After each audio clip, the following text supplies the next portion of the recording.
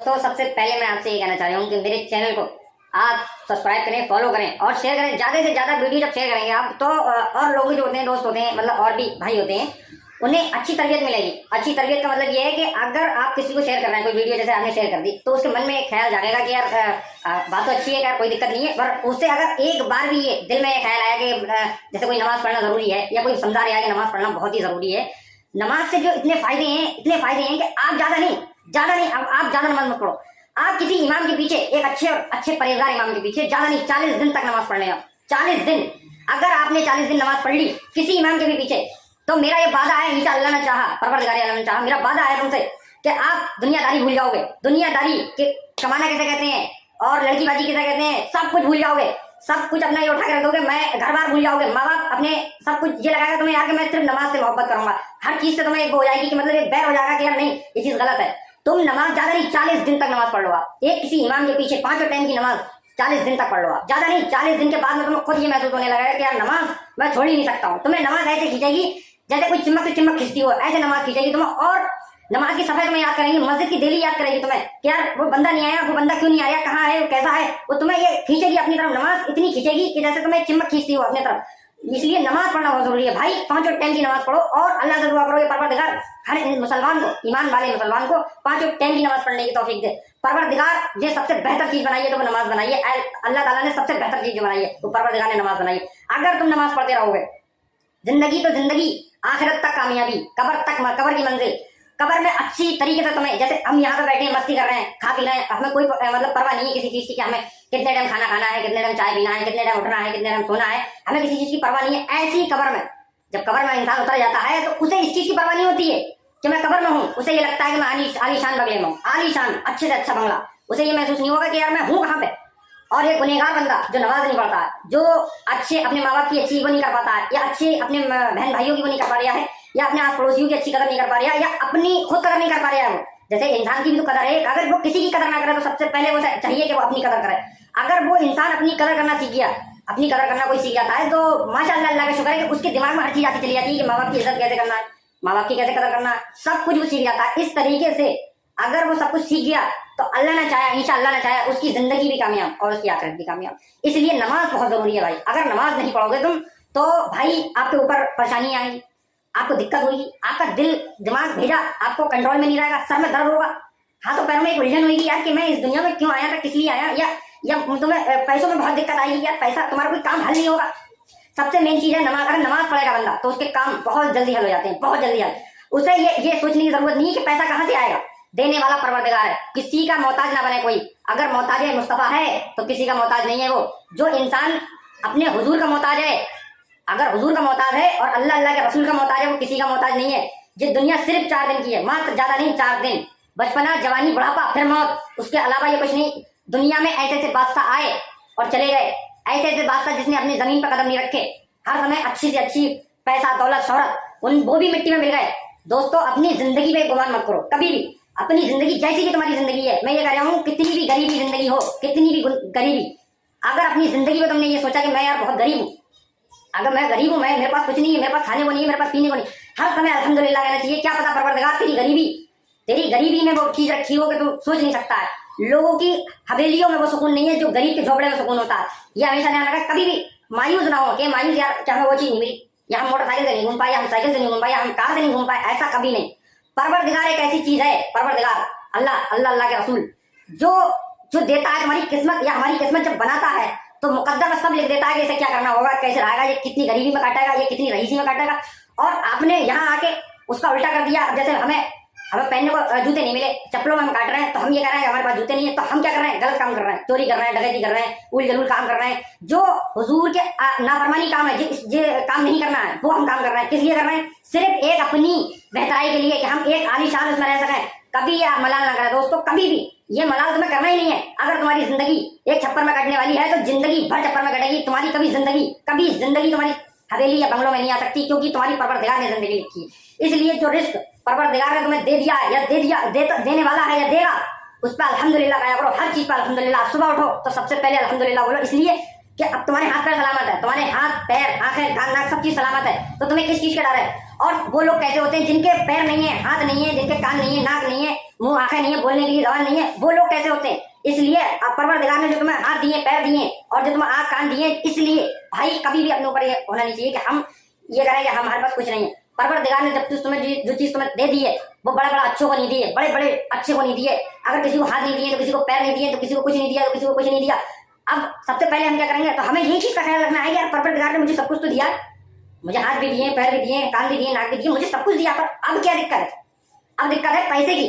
तो पैसा तुम्हारे मुकद्दर में अगर लिखा है तो वो पैसा कहीं नहीं जा सकता, वो तुम्हारे पास चल के आएगा, चाहे कहीं गैर से आएगा परवरदिगार।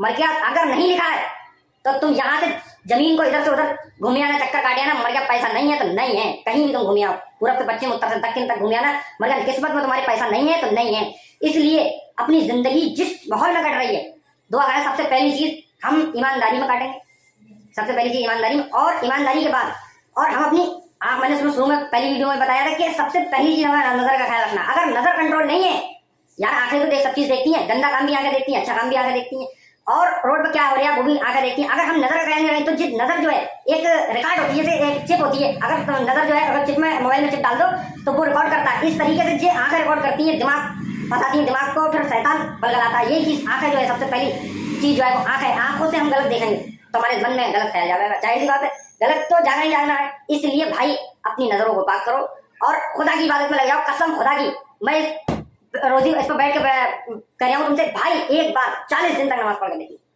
तुम्हें खुद एहसास हो जाएगा कि ये जिंदगी हकीकत में ये मेरे बनी है तो सिर्फ मुस्तफा के लिए बनी, सिर्फ जिंदगी बनी है तो मुस्तफा के लिए, सिर्फ जिंदगी बनी है तो मुस्तफा के लिए, और किसी के लिए जिंदगी नहीं बनी है। अगर जिंदगी बनी है तो सिर्फ मुस्तफा के लिए। रोजी तुम्हें देने वाला मेरा परवरदिगार है, सबको देने वाला है, कायनात को देता है, वो सबको देता है। ऐसा नहीं है कि हम मुसलमान हैं तो हमें को दे रहा है, वो सबको दे रहा है, भंगी को भी देता है, मुसलमान को देता है, कंजड़ों को देता है, हिंदुओं को देता है, यहूदियों को देता है, और बहाबियों को भी देता है, देवबंदियों को भी देता है, सबको देता है। वो देने वाला परवरदिगार रऊफ रहीम है, वो रहीम है, वो देने वाला है।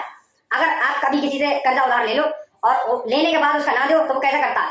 परवरदिगार ने हमें जो दे दिया है हम उसका कभी जिंदगी में, उसका परवरदिगार का कभी भी उसका एहसान नहीं चुका सकते। कभी भी जिंदगी पूरी हो जाएगी, बचपने से बुढ़ापा आ जाएगा, मगर उसका एहसान नहीं चुका सकते। उसने जो चीज दी है तुम्हें वो किसी को नहीं दी है। परवरदिगार ने सबसे पहले जो दिया वो तुम्हें ईमान दिया। अगर तुम्हारे पास ईमान की ताकत है तो तुम्हें ये सोच लो, तुम्हारे पास सब कुछ है, कुछ भी ना हो, ईमान है अगर तुम्हारे पास, तुम्हारी आखिरत और दुनिया सब चीज कामयाब हो जाएगी। अगर तुम्हारे पास ईमान नहीं है, दौलत है तो क्या कर लोगे? कब तक खा लोगे उस दौलत को? कब तक उसको ऐसे उड़ा लोगे? कब तक तुम अच्छी अय्याशी कर लोगे? कब तक क्या कर लोगे? ईमान मेन चीज है। ईमान गरीब हो या रईस हो उससे मतलब नहीं है, मेन चीज है ईमान। अगर जिस इंसान के पास ईमान है, ईमान की ताकत है, जैसे मान लो हर इंसान के पास ईमान की ताकत, अगर वो गरीब है कोई दिक्कत नहीं, गरीब है उस दुनिया में परवरदिगार ने उतारा है, किसी के माई लाल नहीं उतारा है, कोई उसके आगे से प्लेट नहीं खींच रहा। जब तक परवरदिगार ना चाहे, वो जिस दिन तुम्हारी खींचेगा, वो जिस दिन तुम्हारे तो उसे खटिया में डाल देगा, चाहे महीनों के लिए डाला, चाहे बरसों के लिए डाला। अगर तुम्हारी लिखी नहीं है रोटी तो मेरी रोटी मिल नहीं सकती है, चाहे तुम आसमान छुआना चाहे जमीन छुआना, मतलब रोटी नहीं मिलने वाली तो नहीं मिलेगी।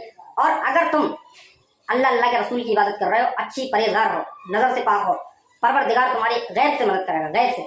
तुम्हारी मदद सिर्फ गैब से होगी, और कोई तुम्हें ये देने कोई कहीं से आए, मतलब तुम्हारे हाथ में वो चीज आएगी। जैसे जो चीज 100 में काम नहीं हो पा रहा वो 10 में होगा तुम्हारा, जो काम हजारियों में नहीं हो रहा वो तुम्हारा फ्री में काम होगा। जो गैब से मदद होती है, आदमी को समझने की जरूरत है। तो भाई इस चीज को समझें, बहुत ही जरूरी है समझना। आप समझ जाएंगे, ज्यादा नहीं 40 दिन नमाज पढ़ेंगे आप। अगली वीडियो में मैं समझाऊंगा आपको 40 दिन नमाज पढ़ना, खाली ज्यादा नहीं 40 दिन। 40 दिन के बाद में तुम ये कहोगे कि भाई मैं नमाज नहीं पढ़ूंगा, मैं काम बाद में करूंगा, पहले नमाज पढ़ूंगा, नमाज के टाइम में नमाज पढ़ूंगा, काम के टाइम में काम करूँ। और झूठ से बचें, नजरें पाक कर लें, झूठ से बचें, चुगली से बचें कि कोई चुगली कर रहा है तो वहां पर खड़े ना होना, कोई गलत काम कर रहा है, कोई नशा कर रहा है तो वहां पर बिल्कुल नहीं खड़ा होना। अगर वहां पर खड़े हो गए 1 दिन 2 दिन 4 दिन, एक ना एक दिन इंसान फिसल ही जाता है। तो इसलिए हम सबसे पहले झूठ से बचेंगे, किसी से हम झूठ नहीं बोलेंगे। अगर हमें कहीं झूठ बोलना पड़ रहा है तो वहां पर हमें खामोश रहना है। अगर वो हमें 10 गाली भी दे देगा तब भी कोई फर्क नहीं, हमें खामोशी से बचना है कि हम खामोश रहेंगे। अगर जहाँ हमें झूठ बोलने की जरूरत पड़े तो वहां पर हम खामोश रहेंगे। इसलिए भाई अपनी जिंदगी को एक अच्छा बेहतर बनाए, मजबूत बनाए, अच्छी जिंदगी देने वाला जो है परवरदिगार। अभी अपने पास सब कुछ है यार, क्या है, अभी जवानी है, अभी हाथ पैर सलामत है, अभी इबादत कर लोगे कबूल होगी। बुढ़ापे में क्या इबादत कबूल होगी तुम्हारी? ना तुम्हें अच्छे से खाना खाया जाएगा, ना अच्छे से गुसल होगा, ना अच्छे से वजू होगा, क्या जिंदगी। इसलिए जवानी पर भाई, जवानी पर ध्यान रखा। जवानी जो नौजवान लोग हैं, मजबूत लोग हैं, उनका अपना ख्याल रखें। मेन चीज क्या है, सबसे पहले जवानी में सबसे पहली तौबा है। अगर तौबा कर ली तो परवरदिगार माफ करने वाला, बहुत रहीम है वो। थोड़ा बहुत रहीम नहीं, कायनात को चला रहा है, 7 आसमान को चला रहा है, फरिश्तों को चला रहा है, जिन्हें किस किस को चला रहा है आपने तो सोच भी नहीं सकते। इसलिए माफ करने वाला परवरदिगार अगर वो माफ कर देगा तो तुम्हारी जिंदगी बदल जाएगी। इसलिए भाई नमाज पढ़े, हाथ जोड़ के आपसे विनती है, नमाज पढ़े, ज्यादा नहीं नमाज पढ़े, पूरे दिन नमाज नहीं पढ़े, 5 टाइम की नमाज पढ़े, जितना समय मिल जाए नमाज पढ़े। नमाज पढ़ना बहुत ही जरूरी है, इतना जरूरी नमाज है कि नमाज जब पढ़ता है बंदा तो परवरदिगार ये कहता है इस बंदे की बचपन से लेके मतलब पैर के नाखून से लेके सर के बाल तक उसके गुनाहों को हटा देगा और इसको से कहता है इसके गुनाहों को सब माफ कर दो, इसकी जितनी भी इसकी जिंदगी में गुनाह हुए हों, इससे कितनी भी गलती हो ऐसा हटा दे। इसलिए नमाज पढ़ना भाई जरूरी है। अच्छा एक चीज और भी है, हम नमाज पढ़ रहे हैं, हम अज़ान फजर की नमाज पढ़ गया है और हम मुझे मालूम है हम जोहर में भी जाएंगे नमाज पढ़ने और हमारे बीच में इंतकाल हो जाए, खत्म हो जाए, तो उस बंदे का जो मन है, ख्याल है वो नमाज की तरफ है। वो उसने जब नमाज फजर की पढ़ के आया था तो वो ये कह के आया था कि यार मुझे जोहर में भी नमाज पढ़ने है। तो अब क्या हुआ, उसके बीच का दरमियान हो गया, जैसे फजर से और जोहर का बीच का दरमियान हो और बीच में बंदा खत्म हो जाए, किसी भी वजह से हो जाए या कोई बात हो जाए उससे खत्म हो जाए, वो बंदा खत्म हो गया तो उसका जो मतलब फजर से जो जोहर तक का समय है उसके बीच में खत्म हो गया, उसका मन जो ख्याल में था कि हम नमाज को जाएंगे तो परवरदिगार तुम्हें माफ कर देगा, इसी चीज पर माफ कर देगा कि यार उसके मन में ख्याल था कि मैं नमाज पढ़ना भाई बहुत जरूरी है। और एक बार नमाज पढ़ के देखो, ज्यादा नहीं 40 दिन तक नमाज पढ़ो, नमाज पढ़ने के बाद भाई तुम्हारी जिंदगी ना बदल जाएगी।